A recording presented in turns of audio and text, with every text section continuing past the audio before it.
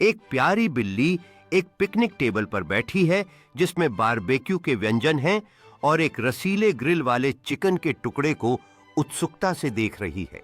बिल्ली picnic table से कूद रही है, एक गिरते हुए मकई के टुकड़े को चूकते हुए, जबकि पीछे मेहमान हंस रहे हैं। बिल्ली घास के एक धूप भरे टुकड़े पर बैठी है, अपनी पंजे से बारबेक्यू सॉस चाट रही है, संतुष्ट दिखाई दे रही है। बिल्ली एक आरामदायक कंबल में लिपटी हुई है, जबकि पास की मेज पर बारबेक्यू की बचे हुए व्यंजन फैले हुए हैं।